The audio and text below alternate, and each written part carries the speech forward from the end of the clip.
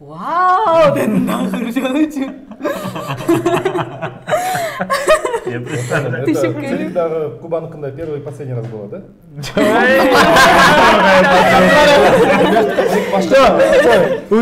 Ошондой башталган. Ошондой бүткөн. Ошондой меники бүткөн. Биякта правильный реакция болгон да демек. Просто осылайда эч ким салган жок. Меники салган жок. Уят болгон окуялар.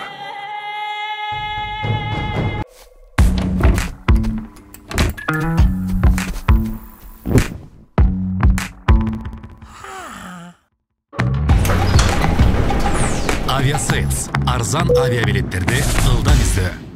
Буга чейин ушу Эркинай, Эркай Муснай болуп чогуу бир проект иштегенбиз. Мекен дегендечи. Ошондо иштеп атканда булар второй режиссер болуп, мен болсо организатор, администрацияда иштеп аткам. Бир жерге ушундай съемка кылып аткан жерге дым керек болуп калды да. Ага чейин мен эмнегедир бир нерсесин унутуп калып эле кечке эле ары бери жөнөтүп атат машина мененчи. Анан уже тажап калдым, уже түш да болуп калды. Анан кийин Куба бир нерсени алып келчи деп мен башка жака кетсем кайра чалды. Куба дым машина каякта депчи. Дым машина силер бүгүн айткан эмессиңер. Анан эптеп бир нерсе кылып тап эмне табайын десем, анда неме алып келип атпайбы? Арч алып келип атпайбы? Мунун телефону кыйрап жакшы иштебейт. Мен ойлодум Мумсунай өзү эле карап отурат депчи. Абыл болсо громкий коюп туруп сүйлөшүп атыр. Ал жакта бардыгы продюсер, ошол Медербайке Жалилов, Медербайке бардыгы отуруп. Бул громкий койгондо эле мен өзүм адатымча Мумсунай экөөсү эле сүйлөшүп атканда эле шааттырат энеңден баштадым. Анан шааттырат сөгүп атсам, бүгүн чыкпай Куба. Бул жакта бар деп калды. Трубканы койду. Койгондон кийин булар айтып атпайбы, бардыгы отурат дейт. Ага чейин бир 2-3 күн мурун ошол процесстен кичине Медербайке экөөбүз кичине тартышып калганбыз да. Ал муну кыласың дейт, мен аны кылбайм депчи. Анан кичине таарынычыбыз бар болчу, анан кийин кимди сөктү десе Медербайке отуруп туруп, Куба точно мени эле сөктү. Келсем да Бектемир Мамаюсупов продюсери унутуп келет. Куба дейт, не десем, сен көзүң бакырайтып эле жакшы бала экенсиң, сен өлө сөйлөп турбайсың. Бир сыйра кечирим сурап ошондой уят эле иш болгон. Кимди сөктүң эле? Общий эле? Жок, мен общий сөккөм. Мындай неме көптүк түрдө сөккөн да.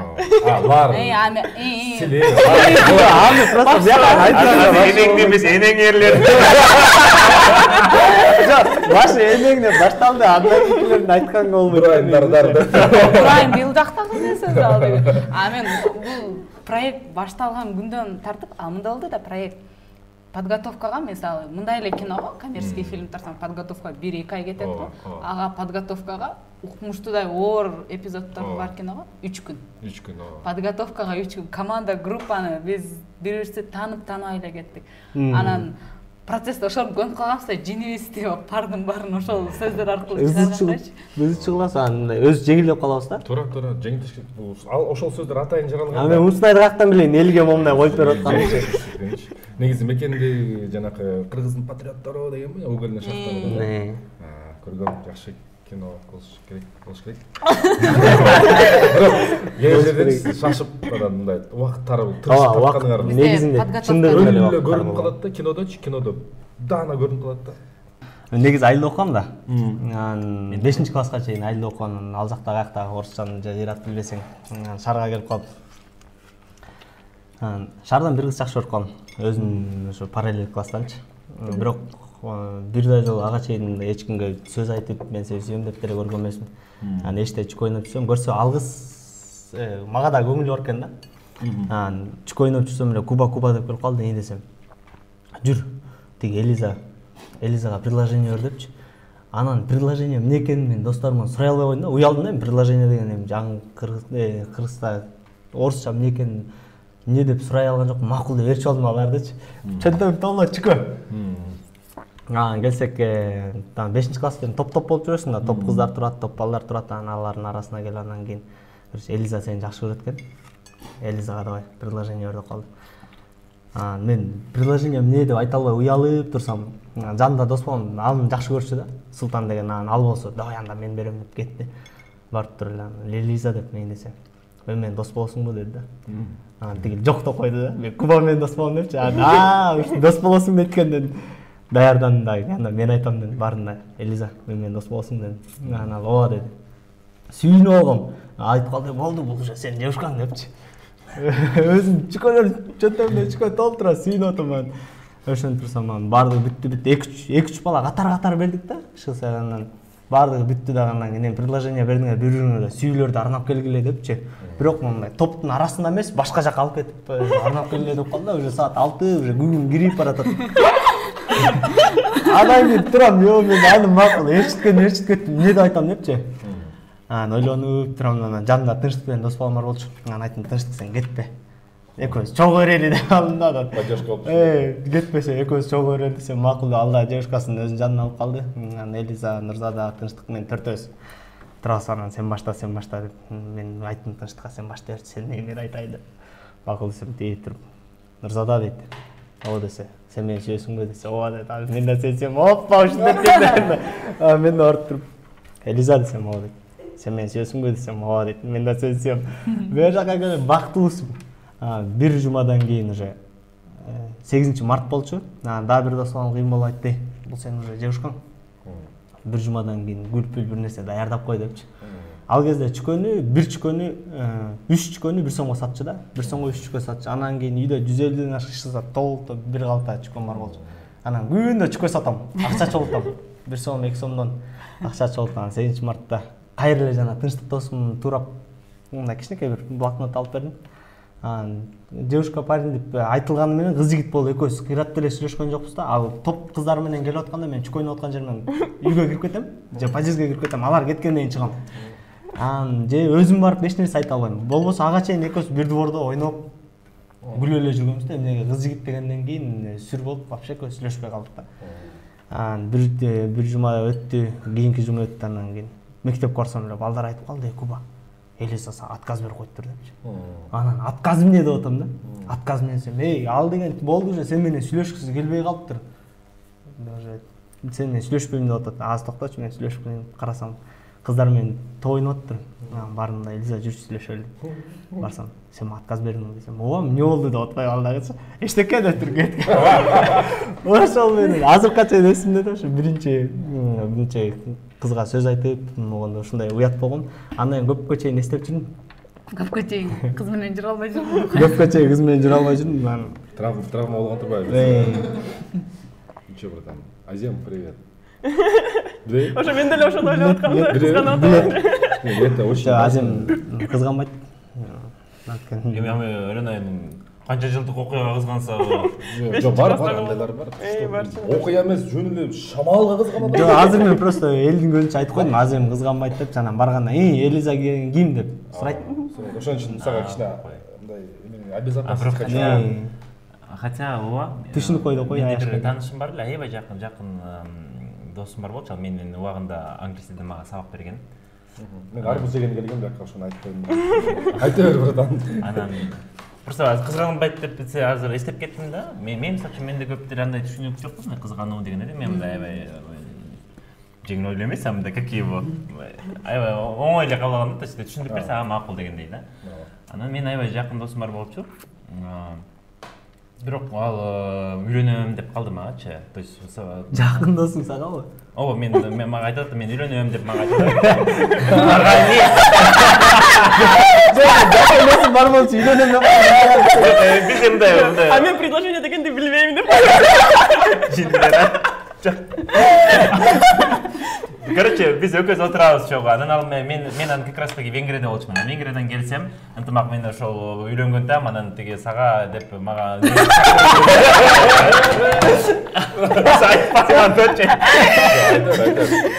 анан эми мен Кыргызстанда болбосом, ал эми өзү даярданып, свадьбага барып даярданып, анан мен келсем, ошо сен жок эле даярданып турган да.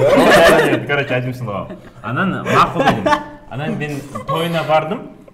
Тойна бардык, там, биздин общий дагы бир досубуз бар, Айся дагы. Бирок экөө үйлөнгөнгө чейин Айся менен да экөө бири-бирине жактырып, чогуу жүрүшчү да, бир аз чейин. Болгону бир эки жолу болгон болчу. Айся менен аябай жакын досум тоже ал дагы. Кыз, айтып коеюнчу мындай алдын ала. Анан кийин эле тиги экөөбүз сүйлөшпөй калды. Эми не обязательно же сүйлөшүп же тиги кыз жигит болуу эмес да, жөн эле дос катары дагы да. Анан ал мени ошентип свадьбасына чакырды, свадьбасына барып келгенден кийин эле менен сүйлөшпөй калды да. Мен аябай таң калдым. Вообще даже телефондорго жооп бербей. Байланыш үзүп салды. Байланыш полностью үзүп салды. Мен аябай таң калдым. Бул эмне болгонбу? Аябай кызык да мен үчүн. Анан кийин Айсага айтпаймынбы, помнишь, ушинтип азыр мен менен эмнегедир сүйлөшпөй избегать дедим десем, менен да сүйлөшпөй калды. Менен сүйлөшпөй тургай дейт. Анын аялы мага чалып, ызычы салды деп атпайбы. Мен аябай таң калдым. Мен кандай ошондой болмок эле десем, көрсө аялы ага чалып алып, сен деген менин жигитимдин досу экенсиң, анан эмне деп, анан оказывается кызганат атпайсызбы? Анын аялы ошол подружкама да кызганып, анан керек болсо мага кошо кызганып, анан запретил, оказывается, ему общаться с нами. Башында сизге үйлөнөм деп атсам. Бермудский пипец болуп кетиптир деп эле. Мен просто таң калдым, кызгануу жөнүндө кеп болуп кетти, ошого таң калдым, кандайча, то есть как можно настолько ревновать мужа, жакын досунан өйдө тиги сүйлөштүрбөгөнгө чейин, эмне сүйлөшпөсөң ладно. Это совсем другая тема вообще. Ревность деген бул адам. Кырса силе.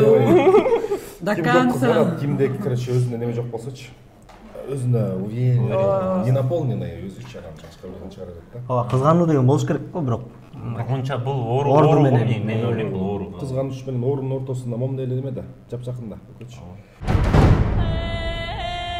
Уят болгон окуялар. Мен окуй айтып берейин, короче, мен эмеде 5 жашымда айылдан кетип калгам, шааргачы окуйм депчи. Анан канча бир жыл шаарда жүрдүм, 4-класс. Шаар дегенде ушуна Бишкек. Бишкекте, Көлдөн, Ак Судан. Шаар ыраазы бизде. Ошо Бишкек эле, шаар сыяктуу ушул десе. Азыр жайына тургап кыйналып калды. Анан 5 жашымда айылдан кеткем. Анан 9 жашымда, 9-10 жашымда кайра айылга бардым да. Көп жылдан бери бара эле келем, себеби бияктан. Эми Көлдө ошондо Кошкорлуксуң өзүң. Кепка Кричинка Ак Суу. Жана караңыз. Өзүм абам турбайбы? Аны Кошкорлукка бирок Көлдүкмүн деп жүрөт да. Бөлмөгүлө. Кырсасылыгылы бөлмөгүлө. Кричинка деп. Сен айылдын өзүнөсүңбү? Кайсы? Жандагы айылда. Кереге таштанбы? Бозчуктанбы сен? Всё болду, биз кеттик деп. Самыйым бар го? Самыйым жашыл дарбаза, чоң таштын түбүндө. Жырдыз магазин дүкөндүн эси деп эле. Сен арык тукум төгөсүңбү? Мен арыкмын. Мен белектин. Жок, нет, белек мен 7-чи атам. Белекке чейинкиси. То есть мен негизи шапактын тукуму болуп кеттим. Шапакский, да? Всё, понятно. Мен ошо Ак Сууга кетем, шаарга кетем, шаарга кайра келем. Тайжан колунда өскөм, ал мени окусун деп, анан айылга алаксабасын деп 4-5 жыл кое бербей коет да, айылга жетип. Өзүмдүн айылыма анан бир жыл барам, каникулга барсам, кечинде күндүз оокат кылмай, корошуп барасың, поляга барасың, картошка сугарасың, арып коет экен. Кечинде балдар менен футболго чыгасың, районго чыгасың баягындай. Эмегечи? Кечки движение деп коет го. Анан мен бир тууган абам бар да, өзү менден 1,5-2 жаш эле улуу, анан экөөбүз эгиздегиде эрчип жүрөбүз, бирок абам мага караганда айылда чоңоюп калып, анан карамуштуу мындайчы кичине дерскерээк. Мен болсо шаарда апапакай болуп келип калгам.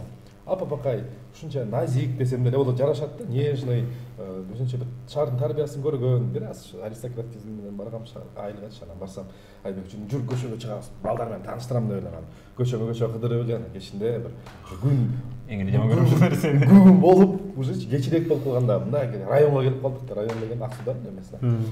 Анан ошо балдар экен, айбектин тең туштары, ошо братандар, брачкалар деген темада.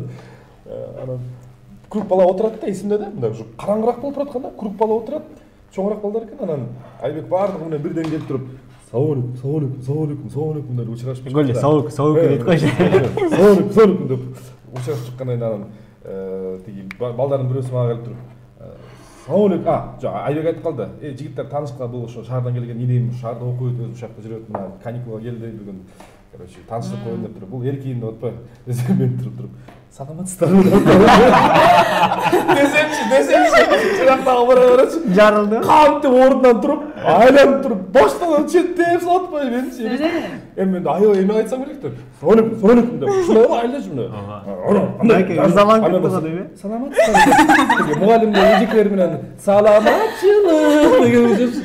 Ой, эмнеңдир айым баласы шаардык деп турат, ошол жакта айланып туруп, баштан арбы, ийиңден ары чапкан мен. Ошол жакта местный братан көрсө, братан экен да.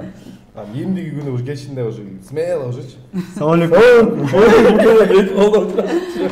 Мен дагы эстеп кеттим бир неме учурашкан жөнүндөчү. Биз деген мекенде жүргөндө мен деген эркектеп эле кийинип алып, боёнбой, там чачым неме шапканын астында баары тең эркектеп эле ойлочу да. Анан бир жолу турабыз, уже съемка бүттү кечинде анан. Эркектеп ойлосо болот дейт.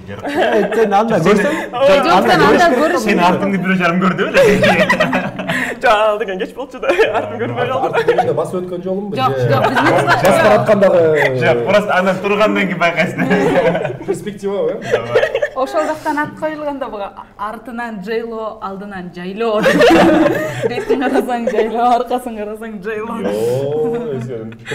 Прикол, жесткий. Кандай? Жок, иш кылса ошо эркектей жүргөм, анан турабыз баары тең. Неме съемка бүттү кечинде, анан тиги айылдан бирөө келди бизге. Ну, анан съемка болуп атканда көбүнчө сурайт го, тиги эмнени тартып атасыңар, кандайсыңар, араңарда бир артист барбы сүрөткө түшөбүз деп. Анан бирөө келип, жалаң эркектер, анан мен, анан салам алейкум деп атпайбы. А мен шаардан келип алып, мен маникюрум бар болчу да, көк, мындай упузун, короче. Кийимиң эркектердикиндей эле да го. Топусум мындай бир жака кыйшайт.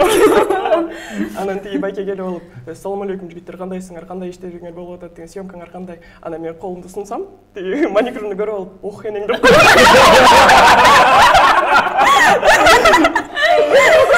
Это реально смешно. Ошо мындай ылдый карап туруп, анан бетимди карап атпайбы, ох энең. Анан шаарга келгенде оккан айтып койду. Шаарга келет, шаардагы съемкалар болот, ошол эле кинону уландырсайчы. Түшүнүштү сен кыз экениңди. Ооба, түшүндү. Жок, мен биринчи ойлодум да, ал деген ойлоп атат го, тиги эркек неме колун боеп алганбы, анан мен бетимди көргөндөн кийин. Бул ошо мындай эркекче эле кийинип турган капшон кийип алчу да. Эркектер Кинодо боло берет, кинодо айырмасы жок да. Анан атындагы эркек айым да, анан баары тең эркек айым деп койчу. Шаардан келчи. Кандай эле? Кайсы? Бектемир байке, сен кебетеңди көрүп, көйнөгүңдү көрүп, азыр мына тийишет, азыр мага кыз деп тийишет десе. Кандай брат деди. Эме бизде деген съемка ошо тиги айылдагы съемкалар бүттү, биз деген шаарга келдик. Анан шаарда биринчи күн съемка болот да, анан мен эле укмуш даярданып, эле мындай вапчак платье кийип алып, карат боёнуп, чачымды жасап, анан келдим да съемкага, мына көргүлө, мен деле кыздай кийингенимди билем деп. Анан күтүп атам да, именно Бектемир байке эмне деп айтат. Анткени ал деген эң көп шылдыңдаган ошо Бектемир байке болчу да. Анан жүрөм ары бери базып эле өзүнчө эле болуп. Теперь понятно деп койсуң. Ошо анан күтүп атам да, эмне дейт экен, кантип учурашабыз. Анан неме оюңда жакшы нерсе күтүп атам. Ооба, жакшы нерсени күтүп атам да. О, эркек, сен деле кыстырбайсыңбы да, ну, эркек мындай назик кыстырбайсыңбы мындай. Аябай көйнөк жарашат экен десем. Брат, кандай экен, кандайсың? Банкаң мощный экен. Кармап болобу? Өзүн айтпай. Абьюзер го. Мен просто ошо көйнөгүм мындай, вапчакшко болчу да. Банкаң мощный экен, кармап көрсөм болобу? Анки мама Юсупов айтып атабы? Айтпай да койсок болот деп койбоймунбу? Абьюзер го. Так деп элечи. Арбузер.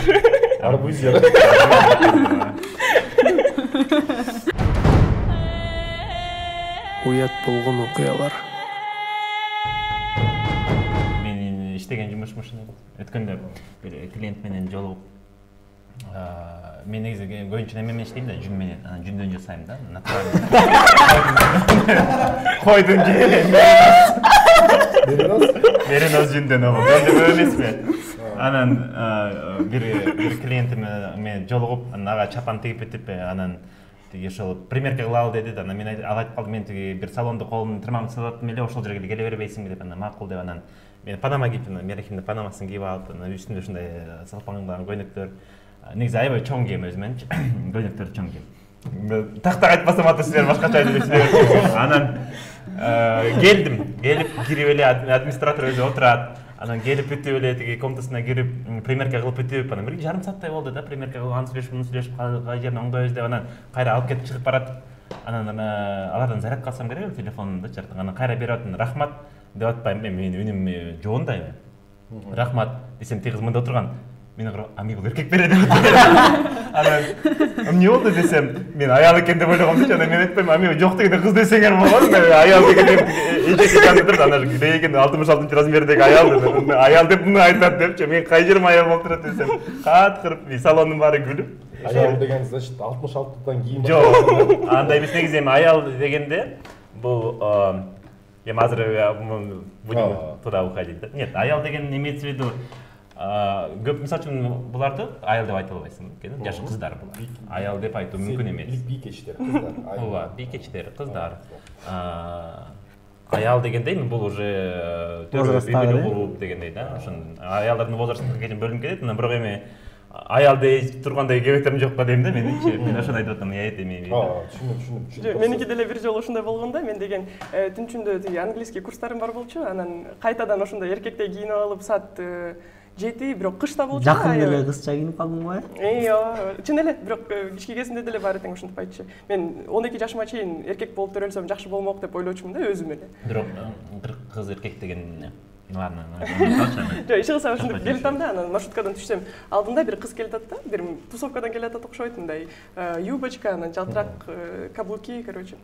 Анан артынан басып баратсам, мынтип артты карап туруп, батыраак басып баратат да.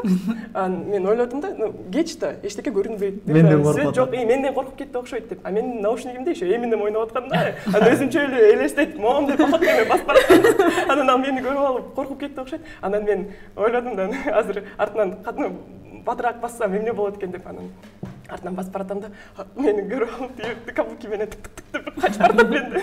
Анан мен уже чуркап баратам да. Жакты өзүңө. Өзүм аябай жакты. Анан ал байкуш ал байкуш тиги чөнтөгүнөн ачкычын чыгарып алып тиги неме домофондун уже домофонго даярдап атат. Мени неме ачып туруп тарс деп жаап алып атат. Тимени мен билбей калдыбы кыз экенин? Жок, билбей калды, көрбөй калды. Как мындай өзүңдү кандай сездиң ошондо мындай? Эркек сездим. Эркек эмес, бираз маньяк. Ошо маньяк эле сездим да өзүмдү.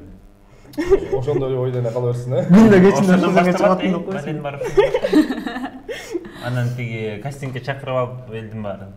Анан айтам да, вы знаете, как попадают в шоу-бизнес? Менин личный кастингимди өткүлө. Через как бы? Айтпай деп койду. Түнчүндө дагы келгиле, дагы бир кастинг жасайбыз. Менин үйүмдөн. Мен деген жанакы Айыл Кемп деген бир белгилүү кинобуз бар эмес беле, ошондо деген жалаң балдар менен иштейшин да. Анан тарткан өзү режиссер, Жеңиш өзү режиссер, өзү продюсер, өзү нерв, өзү аралашып оператор болуп кетип бакыш. Аябай кыйналып тарттык, тоодо, Чуңкурчакта, анан балдар менен билесиңер да өзүңөр эле. Актерлор менен иштешип, балдар менен төртөсө бар да. Укпай, чарчап калышат, аркы беркен. Бир момент келип калды, бир учурда ата-энелер улам сурап турушты да. Балдар шаарга түшүп турсунчу, душ-пушка түшүп, кичине үйүн көрүп, болсо Чуңкурчакта жүрөбүз. Анан ошондой көп ташып калдым. Ошондо мен кечкисинде өзүм жумуштарым бар, заказдар. Анан күндүз эптеп бир 2 кадрга тартып барып, кайра кечинде тоодон абдырактап эле кайра түшмөй шааргачы. Машиналар бир күнү толтура балдар. Мен шаарга түшөм десем, мына кичинекей балдар, мен барам деп 7-8 бала. Андан да көп болчу. Кичине де балдар да. Бөбөктөр жалаң отурду анан. Бүт машина толу 7-8 бала. Ошонун арасында бизде Ильяс деген бир актер бала бар, билесиңерби, жанакы. Томпошкар го. Өзү аябай жакшы жигит да, бирок салмагы оорураак да, өзү да билет салмагы оор экенинчи. Сен салмайм дедиң. Өзүң көпөлөкмүн десе да. Өзү отурганда эле өзү байкуш ушинтип, "Эркин байке, мен сиз менен бара берейинчи" деп. "Ой, отура кой алтын, машина маселе жок, отур" деп. Анан баратабыз, Чуңкурчак деген эмелер кетет. Серпантин еще аңгыл дөңгөл, жолдор жакшы грейдер менен түзүлбөй калган. Байке кетип калгандан кийинчи, анан өлө ямалар бар да ичинде. Улам машина перегруженный да. Улам бир ямага мынтип түбү мененчи кырт деп тийип кирет. Деп мен биякта күзгүнү карасам Ильяс. Анан кайра келип туруп, өлө жайдасың да, ошондо деле болбой баягы масса менен кайра кырт деп түбү сүртүп кирет. Кайра сүртүп кирет анан бирок да деген мындай огата жакта чоңураак яма бар экен деп мен айтып калдым да. Балдарым, "Абайлаңыз, Эркин байке, осторожно". Жөнтөбүнө келгенден кийин Ильяс мынтип коет. Тиги неме Эркин байке, мен азыр мындайраак деп жан башын көтөрүп мен вот так плохо стало. Эркин байке, мен азыр кичине мындайраак турсам тийбейт, түбү тийбейт. Бак ошо бала кайра тийди. Ыраазымын ошо тийбегендей болду да. Өзү бир аз көтөрсө тийбеши деп ошо бала аябай ыраазымын да. Ушунчалык баланын жүрөгү таза. Хотела помочь там, нет? Кино там не болбойт да. Ал деген тиги Чебурашка менен Гена бар го. Гена туыстал, может быть, я понесу сумки, а ты понесешь меня деген деле болду. Просто неме машинанын салмагы өзгөрүлүп атты ал деген турбу. Ал жакшы ой менен айтып атат да, бирок Уят болгон окуялар. Авиасейл чекит кейжу сайтына кирип, ылайыктуу күндөрдү жана багытты тандап, өзүңө ыңгайлуу болгон билетти сатып ал. Авиасейлс арзан авиабилеттерди ылдам издөө. Кумурсканы айтып берели. Скуба канча жыл болуп калды досум? Ага, böyle жыл болуп калды. 2011 го дейм. Мына 10 жыл өттүр. 10 жыл өттүр. Экөөсүн таанышканыбызга 10 жыл болуптур. Кино тартабыз. Анда ошо театрда иштечимин, театрда иштеп атканда биринчи алгачкы кинолормун да ошолчу. Көп деле кино чакырбайт, анан дос балдарым какшыктап эле, дос балдарым кыздарын чалып эле, алло, Саламатсыз Камаловпу деп. Ооба, саламатчылык десең, сизди кино тартайын дедим эле, эртең кастингке келип кетпейсизби дешчи да. Анан ошондой нерсени тажап калгам. А мен алар унчукпайт, башка номерден чалчу, а мен даярданып алып ошо кастингтерге даярдансам эле кайра какшыктап, брат, мен чалган болчумун деп тишөрчү. Анан ошентип Асимович чалып калды. Алло, саламатсызбы, кубандыкпы дейт. Ооба, сизди кастингке чакыргам. Ойче дедим. Ойче десем, жок, сиз туура эмес түшүнүп атасыз, мен ушу Манастан бүтүп аткам, анан дипломка сизге тартылып бересизби? Анан ушу гонорарыңыз канча деди да. Ага чейин мен бир да кино гонорар алып көргөн эмесмин да. Азыр аласың гонорар. Гонорар сен үчүн. Азыр эле албайм да. Жанагы предложение деле болуптур да, жанагы сен. Ошо эмне депчи? Анан точно эле мен дос балдарым жылдың болуп атат дедим, анан тигиси немеге айтып атам. Асимежиге, чоңуз, мен убактым жок, экинчи чалбачы десем. Жок, кубандык кечиресиз, эртең келип берсеңиз, анан көрөсүз деп анан макул дедим да, бирок ишенген жокмун. Манаска чейин бардым. Манаска чейин барып, анан ошон 2 күнгө тартылат турганга сүйлөшсөк эле Эркин келди. Ошондо эле шуулдаган болчу Эркинчи. Анда экөөстөн капкара, бул да апар, экөөстөн апар. Көз достун ролун ойногонбуз. Кумурсканы 29 ар жакта 10. Кумурсканы? 18-19 жашта банкага 19га жаңы чыгып. Өрөсөн кино болгон ошону билем. Сен кайдан көрдүң десең, жактан көрдүм. Кумурскадан ба? Конечно, братан. Биз деген жолдорду ачып бересиздер. Биз канча даярдандык эле да. Ооба. Бул уят болгон окуя эмес го? Жок, мен экөөбүз каяктан тааныштың деп атпай, уят болгон окуялардан көп эле, урушкан окуяларыман айтып берсем. Айтып берчи, брат. Баягы эле айылга эле байланыштуу. Приколдун бары. Негизи эле өлү эле тентек болчу менчи. Ошо бир экинчи класста бол. Байкем, эң кичүү байкем чоң энем менен чогуу турат. Чоң энем андан улуусу ортодо коросу тосулган эмес, экинчи үйдө. Анан ошол экинчи үйдө жашап атат. Жеңем төркүнүнө кетти, анан үйдү ачык эле таштап койду. 5 комнат үй салган. Анан 2 эле комнатасы бүткөн, залында болсо толо момундай саман бар да. Анан ошол үйдү барып карап кел деди да менчи. Келип мен айтып атканга карабайсың, макул деп кыйын болуп барып карадым, саат где-то бир 3-төр болчу. Кирсем үйдө эч ким жок, эч нерсе жок, бардыгы ордунда турат. Анан ошол залда бурчта неме коюп койгон. Моор чыгарып туруп, анан кийин ошол жерге от жага турган коюп койгондо, ошол жерде карасам спичка жатыптыр. Ширенкечи. Ширенкени алдым, алып барып анан жана саманга жагып көрдүм.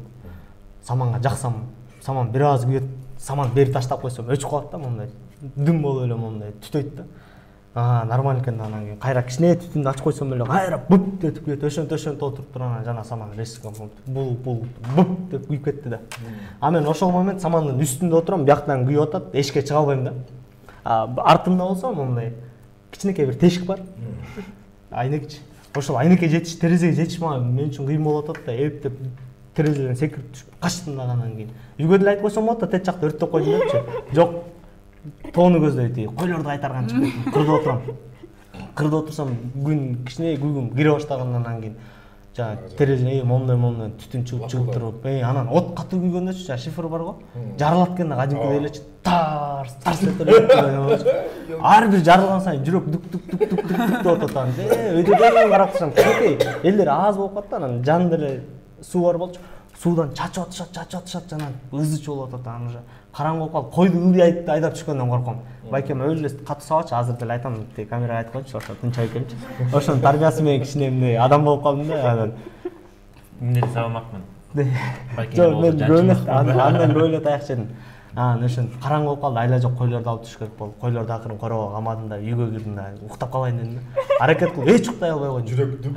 Жүрөк дук ары жатам, бери жатам. Чоң энем болсо ошо кичинекей кезимден эле паралич болчу, бир жагынан басчу эмес да. Чоң энем эмне болду деп чарчап атам деп кирип кеткем. Ошентип эле отурсам байкем келди. Кубангана депчи. Мен чакырып чыкты. Байкем колунда камчы бар. Эмне болду деди. Мен барсам эч ким тынч экен, ошол менен кеттим. Алдаба деди. Чын алдаган жокмун. Чын айтты, чын айтып атам. Камчы менен басты, илеп атам, сабап атат. Анан ошондо да мойнума албай жаттым, өлө көкпөт болчу, ошондо эле көкпөттүм бар болчу.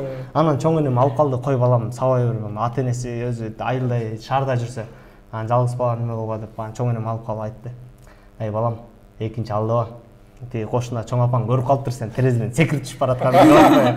Мен ошондо да жок, мен анда өрттөгөн жокмун деп, азыркыга чейин билбейт болуш керек. Ошо негизи айтышкан эмес да. Сразу свидетельдичи, эмгидечи, бирок свидетели бар го, чогуу ала кетти. Чогуу эле алып келип туруп эле айтпасачы. Чогуу эле алып келип туруп эле айтпасачы. Ошондо сиз азыр мойнуңузга алып атасыз, өрттөгөнүңүздү. Азыр мойнума алып атам, ошо байкем билбейт болуш керек. Ошол эмес, мен өрттөгөн. Калиң алып турбайбы? Алго мейли, андан кийин 1 жыл өттү. 1 жыл өткөндөн кийин дагы өрттөдүң. Дагы өрттөдүм. Бирок анда мен тайнемкини бардым. Сен гастроль кылып турбайсың. Алдың чыкпаса жер өрттө деген. Пожарник деп койчу да. Тайнемкини бардым да. Тайнемкини баргандан тайнемкинде жалаң неберелерим баары кыздар, анан жалгыз эле мен эркек да. Анан кийин уйдум баары мен карайм. Анда 4-класс болуп калган, уй кайтарган тоого чыктык.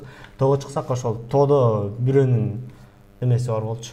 Вагонучу. Жок, сарай эмес. Сарай бул жакта, сарайдын жанында вагон бар болчу. Вагон терезеси ачылып калыптыр. Биз болсо айылдан жумуртка уурдап, баардык нерсени уурдап, картошкаларды уурдап. Ширапасын ким мындай отурайынчы? От, жок, азыр андай болгон. От жагып. Азыр андан ещё хуже. Ошол үчүн кинодо пиротехника жана дымсын деген жактан да. От жагып, тамак бышырып жейчүбүз да. Жумурткалар, алар жумурткалар да кошуналыкынан урдалган жумурткалар. Ошо жеп отурсак, терезеси ачык экенин көрүп калып, неменин ичине кирдик. Вагон ичине кирдик. Вагон ичине кирсек, биягында момундай опилка жатыптыр, бул жагында болсо эч нерсе бардыгын ташып кетиптир. Анан линолеумдердин кесилгендери жатыптыр да. Линолеумду алып чыктык, бир 4 балабыз. Эмне кыласыңар аны? Эмнеге? Азыр айтып берем да. Линолеумду немеге байладык. Жыгачкачы. Анан өзүбүз могул жерден жылаңачтандык да, анан кийин көйдөн сүйкөнүп алыптыр, анан биз индейбиз да. Жана немен күйгүзүп алып ыргыт ойноп атабыз. Ошентип атканда терезеден линолеумдун ичине түшүп калыптыр да, анан акырын түтө бериптир опилкагачы. Биз бардыгын бүттүк, үйгө кеттик, анан түнкү саат 1-лерде эле тоонун башында болчу да. Тоонун башы жап жарык да, момундай кадимкидей айылдан карасаң тоонун башы жап жарык. Момундай эле жарылып атат да. Кошо шифрлер. Жок, анда шифр эмес, анда неме ичинде опилка. Опилка катуу күйгөндө алда түтөп өлө күйөт да. Анан ичинде линолеумдер бар, өлө жарылып атты. Анан тайнем билчү, мен сразу эле мынтип карап, сен бир нерсе кылдың деди. Жок дедим, мен эч нерсе кылган жок. Ошону түнү менен уктаган жокмун. Эртең менен туруп карап турсам, бир байке келип атыптыр, ошону жайлап өчүп кеткөн. Анан келсем, байкуш тайтам. Ошону жарадан 28ге толуп калганда. Ошону түшүп эле запасны. Участковыйду чакырып, бардыгын чакырып, кимдин неберелери кылган, кимдер кылган бардыгын билип, анан күзгүгө ошо эки кой койгон дейм. Күзүндө толгон 2 кой, ар бирөөбүз 4-төбүз. 2ден кой бергенбиз. Чыгарып бергенбиз. Канча 4 балаң 2 кой. Ал кезде койлор арзан эле болчу, бирокчу. Анда да кенебе келип, ал жакта жаңак көп да. Тайта ойлонмоңуз, күзүндө келип жаңак терип берем деп кутулгам. Кайсы айылда болду ошол окуялар? Аксыда, Аксуу деген айылында болгон. Эми байкуш Раматыл тайтам да кайтыш болуп кетти. Эки Аксуу болуп бир отуруп Аксуу. Уят болгон окуялар. Кыска зашкардын истер айтпайбы? Камерадан сырткары. Бир жолу 5 секунд болгондо да койсун.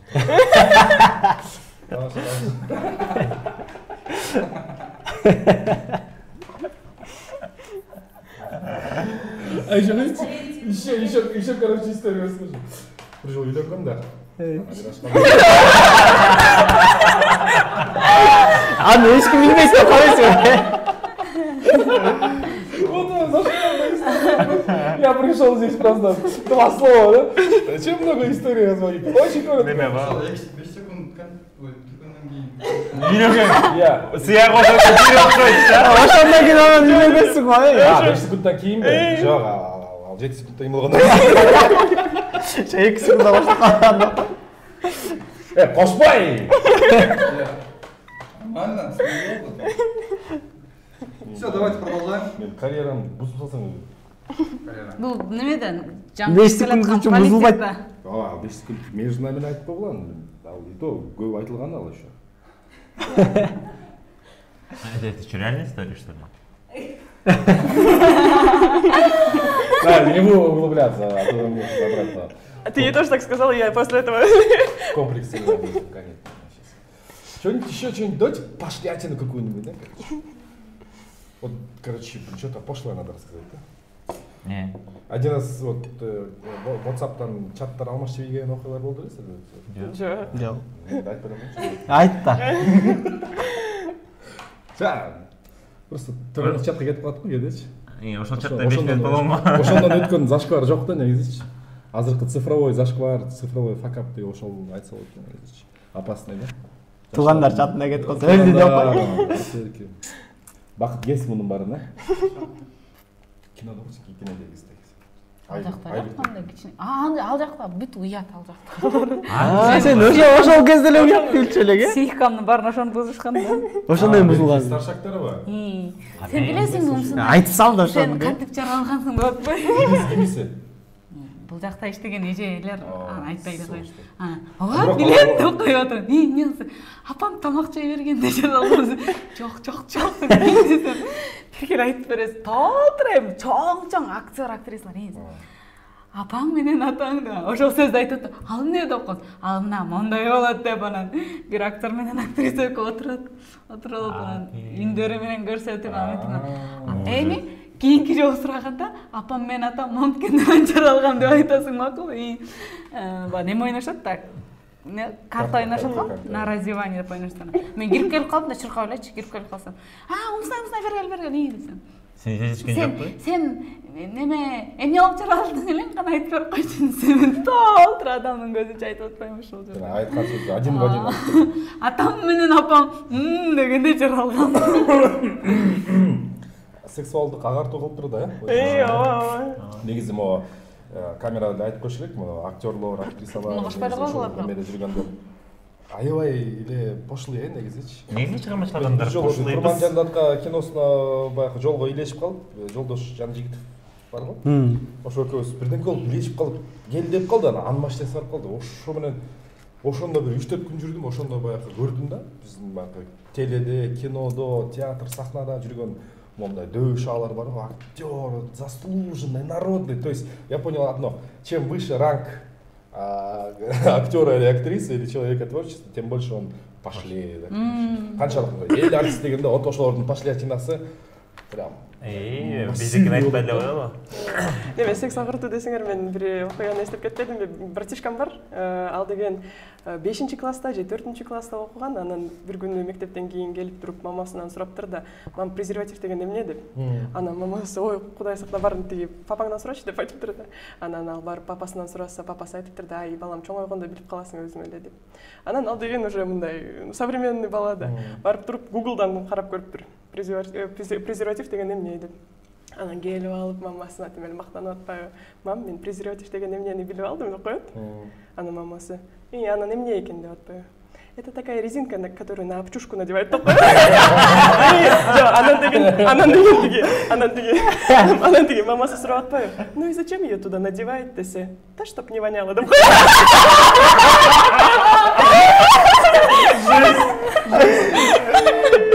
Папасына барып туруп сураса болот экен. "Папа, что презерватив эмне?" десе, "Мен колдонбой калган нече" деп. Ооба. А так жездемдин 3 баласы бар, так что чынары бар. Аналар колдонбой калган. Негизи бул теманы көп айтып туруш керек, уялбай элечи. Ансыз деле болуп атпайбы. сахнанын артында. Ооба, мисалы мага ошонун баарын тең, мага мамам өзү эле айтып берген. Ооба. Мама деге, мага кошунам айт дегенде айттым, мама өзү эле айтып берген. Негизи мен кошулам, анткени бул нерсе баары боло турчу нерсе ар бир адамдын жашоосунда. Эгерде канчалык ошол адам, япондор айтып коет го, биринчи байлык бул информация депчи. Канчалык адам маалыматы көп болсо, ошончолук биз булундай маньяктарды жанагы кичинекей балдарды. Жок, аны бирок кичинекей кезиңде билбеш керексиң да. Мен 5-6 жашар кезимде элестет, ошондой нерсени. Ооба өтө, бирок жанагы сексуалдуу өспүрүм курактан. Өспүрүм барал школго киргизсе болот да, сабак кылып, ошону түшүндүрүп. Адам Ооба, бизге мектепте болгон. Өзүнүн денесин өзү изучать этип, каяктан эмнеси өсүп кетти, эмнеси чоңоюп кетти деп карайт да. Ошол малга баралга барып айтып коюш керек. Улуу сөздүн уят жок деп айтылган кыргыздачы негизи. Ошондо эркин бүт жериң эле өсүп калды. Могу жер өспөй атат, могу. Жанагы убакытка караганда көп эмес. Убакытка караганда, жана убакытка карабайт. Убакыт менен көлөмүнүн эмеси башка, формулалары башка. Ладно, не будем об этом. Арбуз. Уят болгон окуялар. Кыска нускабы? Мен эстедим бир окуяны. Азыркыга чейин шылдыңдашат да, Күмөндөр байке, Аскат Сулайманов ошолорчу. Ошо айлыпмын тартылып жүргөн болчу. Кичинекей мында 5-6 жашар, баардыган бул актрисагыз, болбосо эпизоддук эле роль кичинекей элечи. Аны өзүңдү, мен актрисамын деп ошентип эсептеп жүрөсүң. Аны түшүнбөйсүң, иши за кадром толтур адам иштейт да. Анда билбейсиң, булар кимдер дейсиң. Бирок алар актер эмес деп билесиң да, эмеңдер. Низкий, да. Анан актерлордон конокко чакырып беришет. Илгери аябай ушундай болчу да. Көкмөнөктү тартылганда күнүгө конок, күнүгө кой союлмай ушундай. Бир эженин немеси бар, боюнда бар биз барганда. Анан мен жакында төрөйм, анан кыз төрөйм, эркек төрөйм биши кылып, анан балам атын ким төрөсөм да атын силер коюп бергиле дейт. Анан төрөйт ошентип съемка учурунда. Анан бизди чакырышат, түнкү саат 11лерден мени ойготуп бас деп алып кетишти да. Чагам эле жоктон го. 6 жаштагы кыз дагы. Алып кетишти, моюндарына мингизип эле жүрөрчү иши кылып, макул деп бардым. Барсам эле анан кыз төрөптүр. Ким деп коебуз, атын ким деп коебуз? Мына эң жаш актрисабыз. Умсунай деп коелу атын деп. Агай ошентип калды анан. Давай, 3 жолу ба атын Умсунай деп ошентип неметип атышат анан. Умсунай келип чекесинен сылап кой. Сеникинде чекеси ачык кыз болсун. Сен сылабайм чекесин. Тиги ата-энеси менен урушуп атам отуруп алып. Силерне фантазияңар жокпу деп коем. Мен атымды эмне урдуп атасың? Жок, мен түшүнбөй атам деп коем. Аны Эрнест байке койду да атын чансы. Жок, сиз Эрнест байке билтеген кино тартып ошого фантазияңыз деп атка фантазияңыз жетпей калды. Кичинекей түшүнбөй атасың да? Мен түшүнбөй. Жок, кийинкиге чейин Ошондой эле урушак болгон экенсиң. Мен кийин театрга келип тапшырып окуганда Күмөндөр байке, Аскат байке, баардык актерлор ошол жакта экен да. Анан, сен ушунча чоңоюп кеттиңби деп алар мен мындай эле эстеп калышса керек. Сырас таанышты кетенен. Эмдигичи айтып унутпайсың. Ушинтип жүрчү депчи. Андан кийин съемка бүтүп калды даже аягына жеткенде. Эң акыркы менин бир эпизодум бар болчу. Анан мага чейин Күмөндөр байкени карап болчу. Съемка бүтүп, бүгүн эртең кетебиз деп атат. Актерлордун баары тарап кетти уже. Ошентип мен өзүмдү актрисам деп неметип алгам да, сен актрисасың, сен атыңдан койдук деп алдап соолап ошентишкен. Чай ичип отурасың. Кыздын аты чын эле Умсунай болдубу? Анан неме болду? Чай ичип атабыз, андан кийин отуруп обедке келдик, анан карасам бир да актер жок. Съемочный группанын ичинде Күмөндөр байке экөөбүз эле калыптырбыз. Анан не деди, келгиле бата берип койгула деди. Акыркы күндөрүбүз, бүгүн акыркы съемкалар крайнийлер тартып атабыз деп анан Күмөндөр байке тургуз. Же менен сураштыбы иши кылып айтып анан. Неме дедим окшойм да. Актерлордун баары кетип, Күмөндөр байке экөөбүз эле калыптырбыз. Эми келиңиз Күмөндөр байке батаңызды берип коюңуз деп. Сенде? Десе баары каткырып атат. Анан түшүнбөй калдым өзүм. Жок, мен аны мындай, мен өзүм полноценный актриса деп өзүмдү эсептесем керекмин да. Мен актрисам, актерлор менен жүрөм. Сен актрисасың деп мен атымдан ат коюшту деп. Эң биринчи автограф берсем керек мен ошол кезде сүрөткө түшүп ошентипчи. Алты жашыңа башка. Жылдызың эрте жанып. Келип сүрөткө түшүшөт, анан башка актерлорду карап турам да, мынтип алар мени кантип түшөт, алар мынтип турушат, алар көрөм. Деп турайм, болбосо чачым мындай эчкиникиндей болгон. Рыга тилим келбейт, монтип койгон. Түрсиңе кумсал ойногон кызсың. Жок, мен аябай тың болчумун. Өзүм кийимдеримди өзүм жуучумун. Түрсиңе кумсал ойночуң эмеспи? Ошо, анан аябай каткырышты шылдыңдашты, анан түшүнбөй эле ызаланып калдым кайра өзүмчү. Эмне кантишти деп. Кийинкиге чейин айтып жүрдү, даже чоңойгонго чейин түшүнгөн жокмун. Мен анан негизи эле ошондой болчу, мен актриса болчумун деп. Ошондиктер. Типа кичинекей кыз элестет, 5 жашар кыз, мен актрисамын. Биз бата берип коелук, анан мен кичүүсүмүн, бирок эң улуусу аксакал Күмөндөр Байкелек актер. Өзүнүн ошол коллектив съемочный группага ушунча адамга, жанагы Абдыжапаров агайга. Мен түшүндүм, бирок разве это не так? Это же так, что сен актриса экениң калп эмес да, туура, тартылганың калп эмес, жылдыз экениң калп эмес. Ошол мелеси жеткенин карабайсыңбы? Ошо жетти да, ошо эмне бөлүшөт да. Эпизоддук роль болсо, кичинекей роль болсо. Жок, кепандем. Кийимин өзү жууп атса 5 жашынан калгандан өзү мес жетип көрсөтөт. Жок, мен түшүнбөгөнүм эмне үчүн алар ошо. Сен каткырасың эгерде сен деген 5 жашар бала келип алып сүрөт тартып кетпей. Анан мен дизайнермен мынакей десе, бизде азыр уже азыркы жаштар уже более мындайраак таң калбайт. Да, ошондой болот, бала деген ушинтип айтып атат дейт. Ал убакта болсо кичинекей кыз монтип жүргөн кыз эле бир маалда эки эле актер калыптырбыз, анан эң улуусу батаны берип койсун, эми крайний съемкалар тартылып атыптыр. Конечно, каткырышат, анан шаарга келгенди айтып, анан театрга келип, анан кийин театрда окуп жүргөндө дагы могу ошондой эле кичинекей чагында эле. Мне кажется, ошол съемкадан эң акылдуураак сен окшойсуң анда. Кичинекей балдар акылдуу болот да, биз просто алардыкын мы же не хотим. Оюн бөлүшпөйбүз да көпчү. Ооба, бөлүшпөйбүз. Жакшылап кулак салып койшо керек да балдаргачы. Бүт айтып беришет. Как надо ухо. Мисалы именно менин братишкам дагы көрдүңөрбү кандай мындай выходду өзү таап алды да, маанисин түшүнбөй өзү мындай бир немесин применениясын билип алды. Бирок азыркы балдар аябай бактылуу убактында. Эми баардыгы убакыт бактылуу дегеним просто имеется в виду азыр алар ата-энелер бир аз түшүнүп калышты. Ойлорун ачык айтат. Мисалы мен үчүн болсо ошол моментте шылдыңга калып калган сыяктуу болуп калат. Менин практикаларымда ошондой, бизде мен алар менен англисче сөйлөшөм да үйдөнчү. Үйдө ата-энеси менен кыргызча сүйлөйт, анан мен менен англисче сүйлөйт. Экөө байкеси жешти 6 жашта, 4 жашта. Анан экөө менен кече сүйлөшүп айтам да, мен менен тияка барасыңбы же бияка барасыңбы же андайсың эмесиңби? Жок, мен кылбайм, не хочу, каалабайм десе, всё, анан айткан да. Эч ким эмес деген баягыдай камчы менен деги далыга бир уруп бас демей жок да. То есть как человек хочет, всё, полноценный взрослый человек. Анан менен мындай неметиге болбойт да, ырачы. Дагы көп кишилер түшүнө элек, баланын эркин сындыруу болбойт экен да. Бала кезинде эркин сындырып койсоң, кийин ошо эркти издеп аялга убакыт коротобуз да. Чоң кезибиз. Эрктүүлүк деген бул меники менде болот, мен кылам деген сөз да. Мен мисалы ар дайым бир мисал келтирем. Жанагы самолетко отурганда стюардесса чыгат, айтат да, выход справа, выход слева, прямо туда-сюда. В случае разгерметизации самолета, эгер кырсыктап аба кирип кетсе ичине, маска чыгат дейт да үстүңөрдөнчү. Но взрослый человек должен маску сначала надеть на себя. Андан кийин баласына кийгизет. А бизде болсо ошол парадигма ордунан жылбай калган да. Биз деген биринчи балага кийгизебиз да, анан өзүбүз тумчугуп атсак деле, ошол бала биринчи өзүңдүн. Адам биринчи не только ата-эне, бала мамилесинде эмес, адам өзү биринчи болуп өзүнө маскасын тагып, өзүндай сезип, мындай андан кийин башка бирөөгө жардам бериш керек да. Баласы болобу, ата-энеси болобу, коом болобу. Уят болгон окуялар. Мен жана Владивосток деген жашоомдо бир баракчы болгон. Владивостокто ата-энем иштеп кеткен да. Бүгүн тең мугалим болгон кыйналып Владивосток мамам чакырып калды. Жайындачы жүр иштеп кетти. Владивостокко жеткеним өзүнчө бир чоң окуя. Өзүнчө бир подкаст керек да, өзүнчө. Анан жеттим, бардым, жайгаштым. Биринчи күнү эле 2 сааттан кийин жана Россиянын полициясына кармалдым. Алардын кыймыл-аракеттерин өзүнчө бир орусча грамотно сүйлөп атып чыгып кеттим да ситуациядан. Любой жерден чыгасың-дачы. Анан бир жолу Тихий деген неме бар, ошо бухта деп коет да.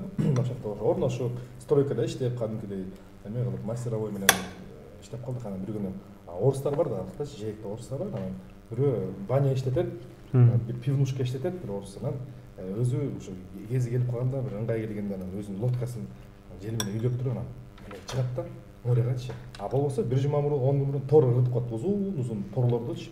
Бир күнү өзү бир аз иши болупту тиги киши чынан. Чё, Эркиш, пойдем порыбачим, посудачим деп.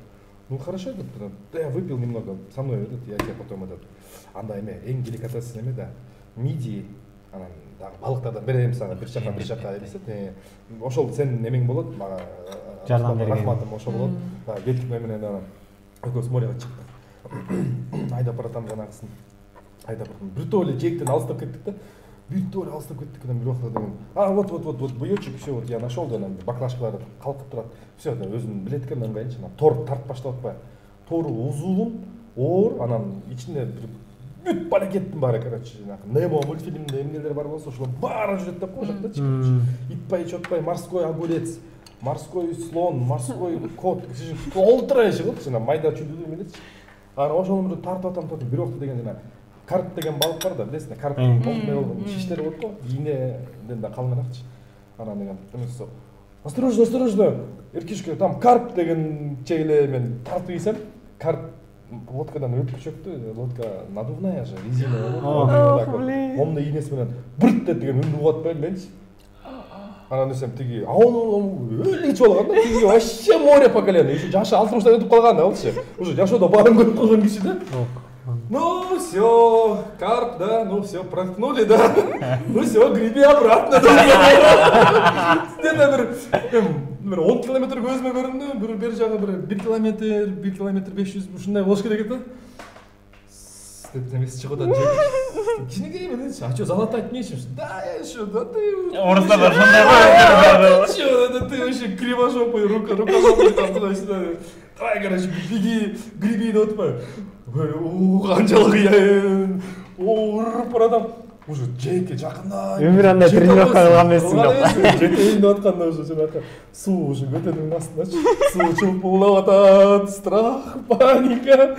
Береке уже жетейин уже лодка почти түшүп калды да, почтичи. Мы почти на резине приехали да, короче, чын айткандачы. Ошондон кийин анан айттым мен эмкиде мындайларга барбайм десем, тиги кат кырып коет. Тиги мужиктин жүзүн карасам точно эчтеке болчу да эмес да. Или же сүзүп келеби, же андай окуя көп болгонбу башынан, же мен сынайын дедиби билбейм иши кылчу. Ошондо жашоо. Просто көзү жетсе керек сен кайра сүзүп келген жеткенче. Билди окшойт да, анда мен жашым 18 болчу. Дух түшүп калды, короче, уруп баратам. Ошондон кийин карп деген балыкты жакшы билем да, ошол деген алар. Тикенекте болушат да. Жа, вино жөнүндө айтып берейинчи, айтып калбадым. Вино вообще. Мен өзүм негизи вообще ичпейм да. Тошу акыркы биринчи жана акыркы жолу ошондо ичсем керек. 5-класста, кайра эле 5-класста ошо шаарга келип калсам, Жема насыщенный.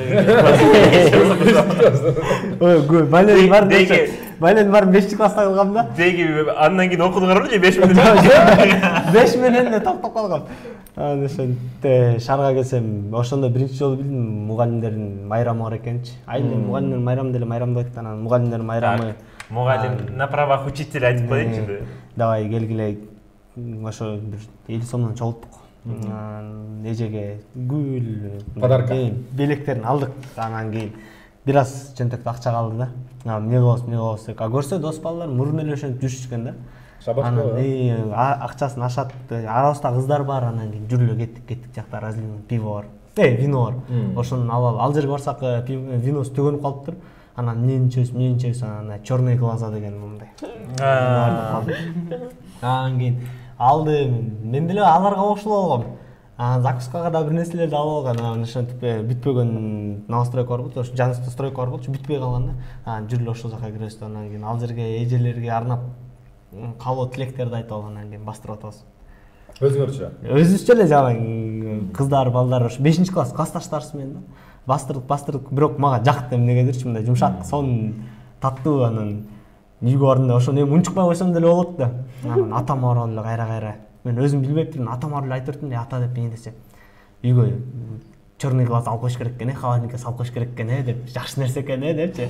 Анан ал деле манерме отурат, анан кайра айтып атсам токтоп туруп. Мен телевизор көрүп аткан телевизордун стоп басты да. Не дейсиң дейт. Черный глаз алып коюш керек экен, деп. Анан акырын алдап сурадым, эмне болду? Бардын айтып берип салып турмун, ушундай балдар менен ичти деп. Ошондо атам өлө сабады. Тайнем бар болчу. Эми Сен балыктан негизи аван калганың. Эми мен үчүн бир жалко человек да. Негизичи мындай эркек кишини билбейм, мүмкүн ошол убактарда ошондой болгондур. Байкем дагы, атам дагы негизи катуу кармаш да. Тайнем айтты болду.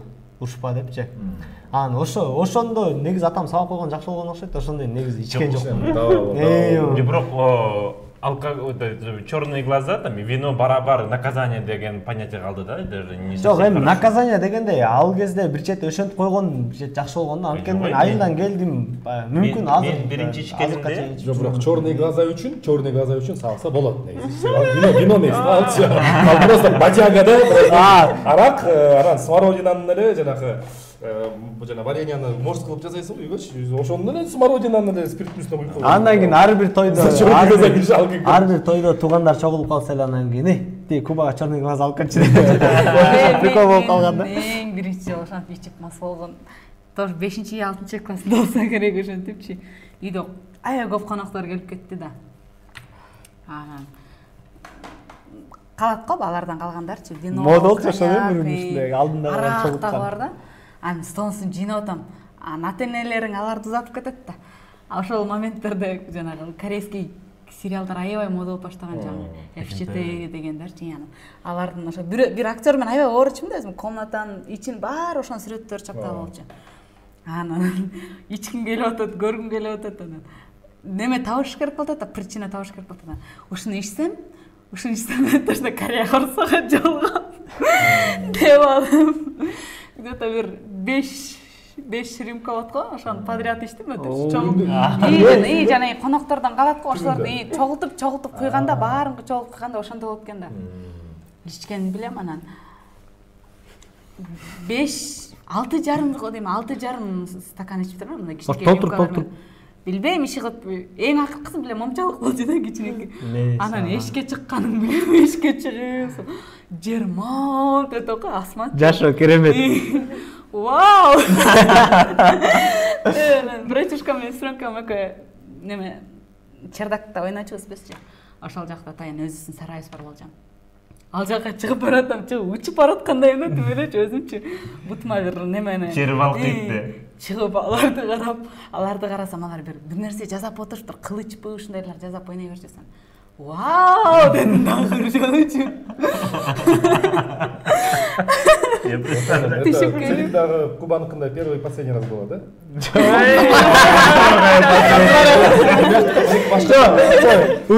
Ошондой башталган.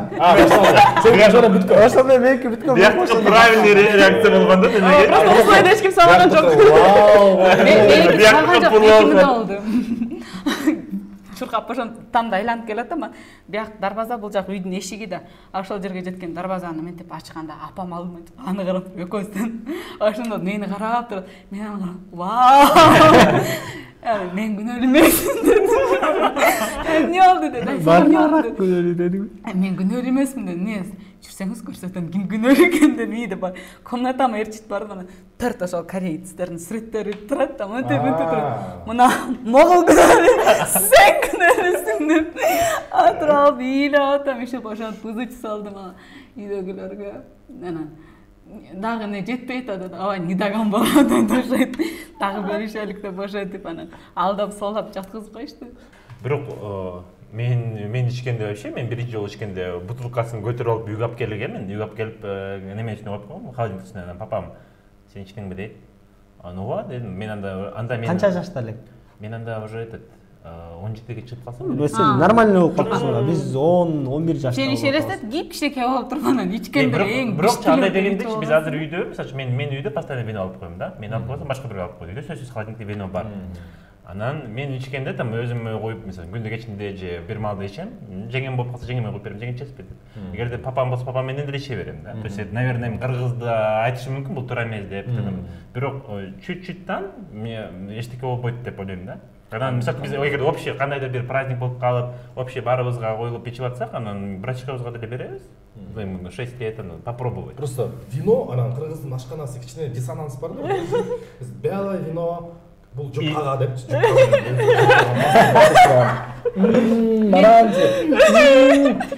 депчи анан. Мен эң биринчи ичкен винолорум ошо үйдө жазачы, бизде кошуна дачада турсуз ошол жакта. Курдак менен арбуздан, сливадан жасалган винолорду ичебиз биз.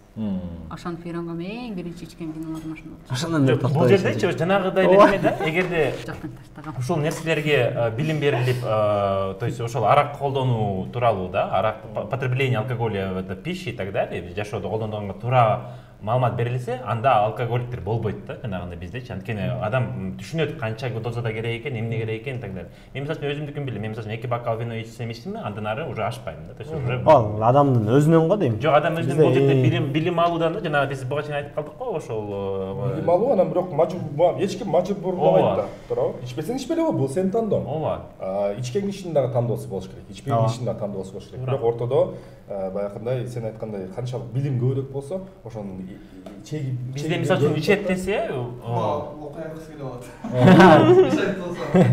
адам ичкиси келсе ичет да. ичет. Анан bizde неме түшүнүк бар да, до конца ичиш керек дегендей. То есть если ты пьешь, значит до конца заканчиваешь. Биздики вообще до конца деген түшүнүк бар да. Бардык жагынан. Уят болгон окуялар. Мен айтамын. Жок, мен барбы? Наркотический траблдар барбы? Не болгон. Экөөнүкү бар. Айта эле. Жок, ал зашкварт эле болчу. Айтып койгула да. Саудым болгон. Вау болгон демейсиңби? Жок, бир жолу биз деген съемкада иш кылсам, дым машинаны неметип атабыз, иштетип атабыз, анан арчаны өрттөп атабыз. Анан ошо иш болуп жыттанып үйгө келсем, мамам: "Кызым, сен эмне Наша менен жыттанып атасың" деп коет мага. Анан жок, мама, мына ошо. Наша кандай билесиз дедим. Анан ошо мамамдан сурап атпаймынбы? Мама, сиз каяктан билесиз Наша кандай жыттанат десе? Эми, кызым, унутпа, мен Караколдо өскөм деп коет.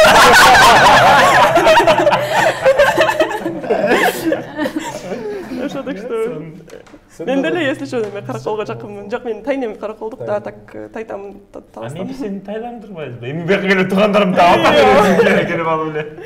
Азыр оператордон сурайчы кимдер экен алар деген. Негизи эле ошо көбүнчө эле съемкада көп историялар болот. Кайры эле үчөөбүздүн эмебиз да. Ошо съемканын өзү эле негизи историяга Эрмен жытында иштеп атабыз. Айбек Дайырбеков, Айбек экен, Кудайым буйрса жакында чыгат. Анан ошондо выбор натурага кеттик.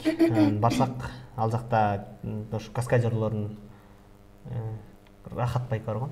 Ошо Рахат байка алып барды, өзүнүн айылына алып барды да. Анан мен башка жакта жүргөм, Адилет экөөбүзчү. Булар келди Рахат байка менен жыргап элечи. Белек деген досторубуз бар. Ал дагы уже болбой калган да, уже даяр. Келсек эле дагы бир жерге конокко киргиле чай ичкиле десе, Белек чалкалап жатып алган машинадачы, мен кирбей эле коеюнчу деп, эмне десем, мен жаңы эле кара курдак ичип алдым депчи. Кара курдак десе, мен ойлодум, өлө курсагым ач болчу, мондай бир курдак окшойт жана чоң сонун курдак окшойт деп, нарын карап атсаң оюң баары эт болду да. Ооба. Анан мага деле бергилечи десем, сага алып койдук деп койду.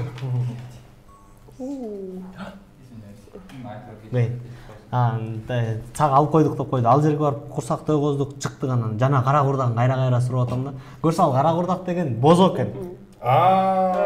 Андай бозо айтты да, негизи нарында ошол Жумгалда, жумгалда. Акталандык эмес, Жок, акталандык эмес. Кызы жумгалга кирет. Чоң таш беле? Таштөбө, Таштөбөдө ошо 80 жаштагы апа жасайт экен.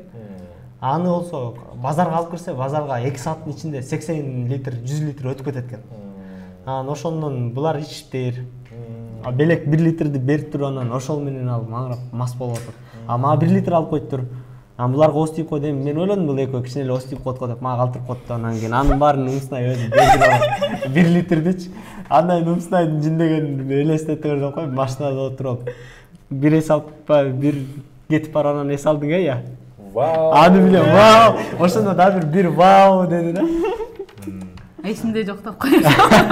Биз чоң ошо үчөөбүз жүргөнбүз. Анан сен машинанын алдына отуруп алып, дана прогон болуп, ар кандай ырларды коюп алып, чаң салып өзүнчө. 1 сааттын жинде болду, анан өзүнө келди да. Азыр эсимде жок экен ошол нерсечи. Анан шаарга келгенде Рахат байке сурап атпайбы, менин айылым кандай экен, анан жактуу силерге эмне арманыңар бар дегенде менде арман бар дедим да. Эмне болду десем ошо кара куртаңыздан ичпей калдым депчи. Анан сага ичирем деди. Бир күн съемкада силер ночто съемка тартып атпадыңбы? Ошондо отурсам, машинамда отурсам, монтип өзүнүн машинасы Маргарита атат, анан басып барып жүр отур деди. Түнкү саат 2. Эстеп калгандар. Эстеп калыптыр да, түнкү саат 2. Отур деди. Отурдук. Жана чоң апанын үйүнө бардык. Чоң апа жатып калыптыр. Келинине момундай бир чыны толтуруп туруп жана бозодон койду да. Бер деди да, мен оюмду ойлоп турмун, бирди берип туруп. Койсом экинчисин дагы кайталап коюп койду да. Жок десем, жок сен буга армандап аткансың да, ич деди да. Жана экөөнү ичкенден кийин жана жерден турбай калдым, кышында, суукта. Жана жерден тура албай калдым. Келип атат. Анан кийин үчүнчүсүн куяйын дегенде жок дедим, болуп шеп куйбай эле коңузчу десем, анан жүрдү, анан акырын алып келип машинасына отургузду. 2 саат Рахат байкени көрсөңөр өзүңөр деле билет болсоңор, жай шашпай акырын сүйлөйт. Ал сүйлөп атат, мен уктап кетем, уялгандан көзүмү ачып отурам да. Чала учук историяларын угуп атам. Денебец го баягы Рахат байке такыр эле. 2 саат сүйлөп берди, 2 саат кандай укканымды өзүм билбейм. Мектепке келип жыгылдым, эртеси күнү нормально уккам да, ошондо экинчи жолу мас болдум. Магдырда турбайбы алай? Ал жыгат экен момундай. Муну жыттап көрсөңчү, кадимки эле спирт. Аракта жыттап. Мен уже даже эсимде жок экен. Базар аябай негизи суук го ал жакчы. Кышында эле жасайт экен да. Базарда ошо сууктан неме болгон үчүн 100 литрди айтып атпайбы, 2 саатта сатылып кетет дейт. Канча литр? Литри 40 сомдон го дейм. 40 сомдон. Иши кылып немеден бир кружкасы 5 сомдон болчу. Билбейм. Немеден жумгалдан. Айта мен билем ким менен барат экенимди. Жумгал чоң таш. Мен жумгалдык мында. Кыйрат. Чоң таштакан Таштөбө. Ошонун мекени өзү Акталаныкі да. Билесиңер, Акталан өзүнүн бир фирменный бренд да. Ошол регион бренди Акталаныкі бозосу болот да. Группалаштарым бар да Акталандан. Университетте бозолорун алып келип, биз ошо бозо менен бир жолу экзамен тапшырганбыз да. Ошондой кара будай сыяктуу бозодан басып. Эжелер сатып алгансыңар? Жок, алып келген да группалаштар. Той топурларга барып, жактан Акталаныкі мощный. Өлө сап. Уят болгон окуялар.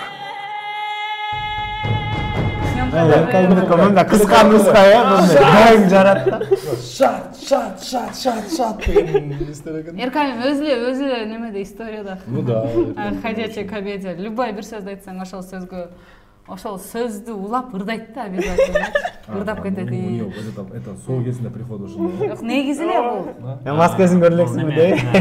У каждого есть друг, который находит песню на каждое слово деген ушул турбайбы, да? Анан бүт ырларды билет. Кайсырды ошону прям образга. Сен де иштейсиң же, ырылып отурасың го. Анда Эркайымга бирден сөз ырдатпайлы, мындай ортодон бир сөз ойлоп таап туруп Эркайым берели, Эркайым ырдап, ошо менен музыкальный нота менен жаап салалы. No criminality, just musicality болуп.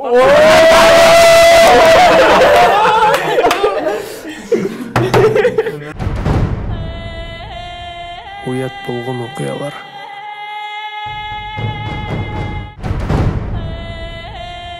Уят болгон окуялар.